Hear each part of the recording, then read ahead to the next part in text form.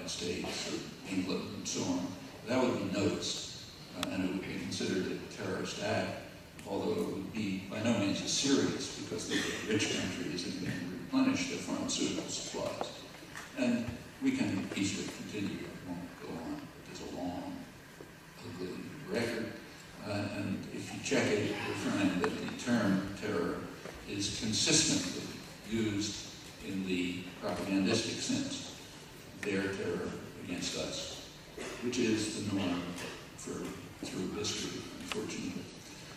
Well, without going on with this, the same is true of globalization, and in fact of almost every other term.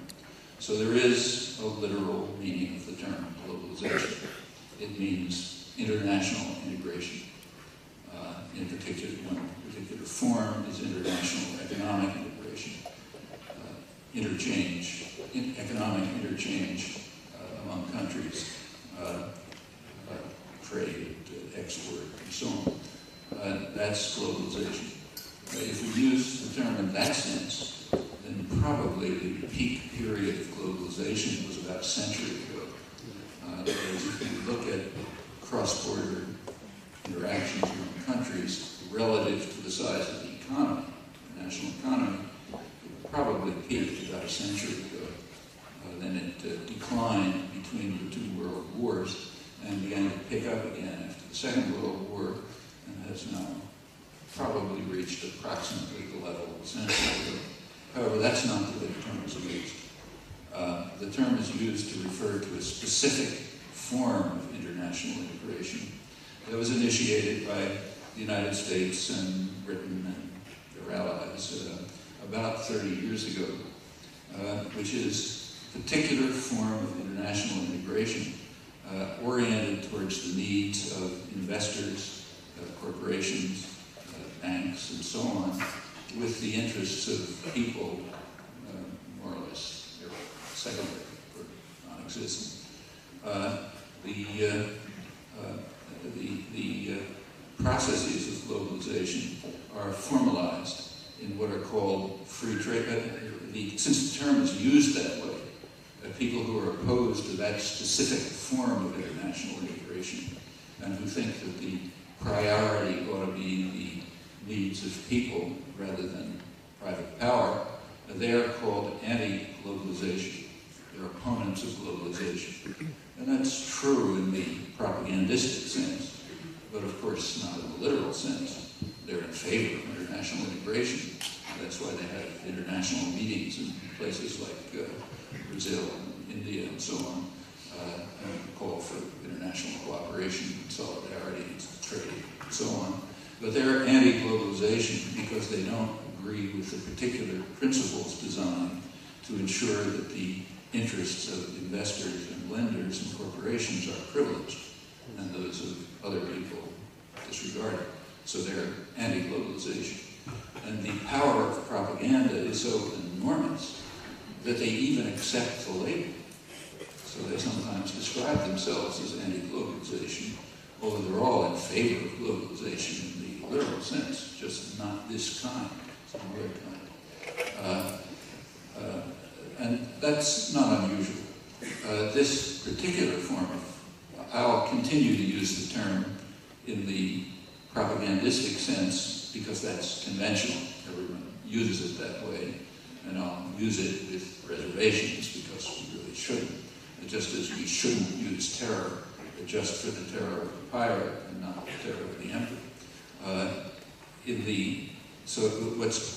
We know very well what's expected of globalization.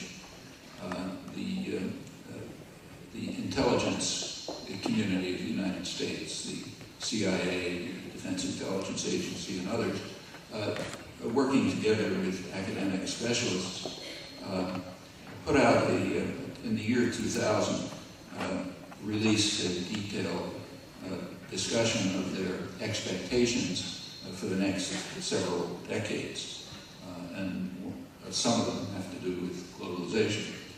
They expected that globalization will continue and that it will lead to, I'm quoting, increasing financial volatility and a widening economic divide.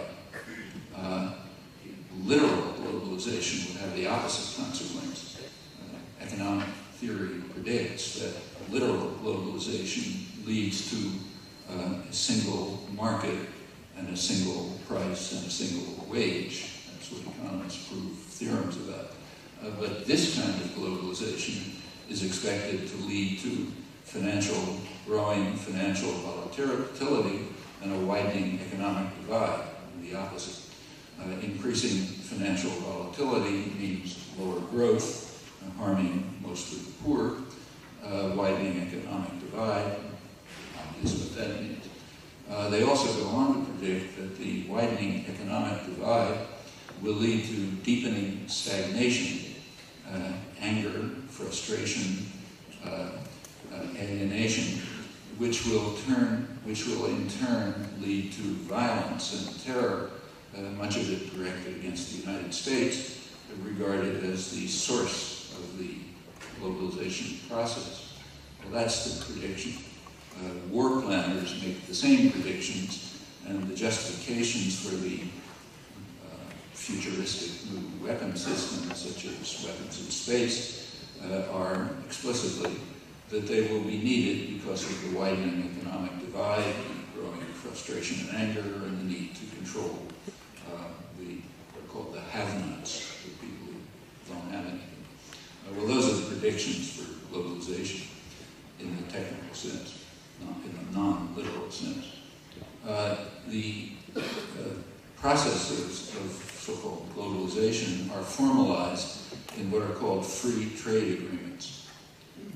The term has only three defects. They're not free, doesn't have to do with trade, and they're not agreements. They're certainly not agreements if people are considered part of their country. They're opposed by the populations, and often overwhelmingly, just about everywhere, including the United States. There's a reason why these agreements never enter the electoral arena, and why they're not discussed in the media. The population is quite strongly opposed to them, and that's true almost everywhere, at least where we can tell with polls and opinion studies and so on. So they're not agreements if people are part of their countries.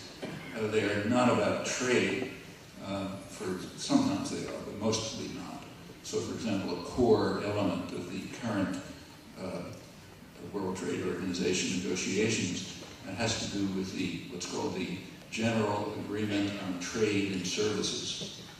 There's a standard joke among development economists that if something is officially has the word trade in its title, it's not about trade. And that's true of the General Agreement on Trade and Services. What that has to do with is not trade, but privatization, with privatization of services. That means handing services into the hands of unaccountable private tyrannies. It's called corporations, that's what they are. What are services? Well, services are anything that a human being could be interested in. So, for example, education, health, welfare, water, control of water, resources, energy, anything that people could possibly be interested in. That's services. What is the effect of privatizing services? Very simple. It reduces the public arena to virtually nothing. Everything is in the hands of unaccountable private tyrannies. That means that it's possible to have formal democratic systems which can operate but not do anything because everything is out of the public arena. And that's one of the major goals of contemporary globalization. Its core principle was liberalization of capital flow and deregulation of currencies. It was well understood that that is going to slow growth and development, which it did for the countries that followed the rules, but also that it's a major attack on democracy. The reason why the post-war economic system was based on capital control and regulated currencies was that John Maynard Keynes and his American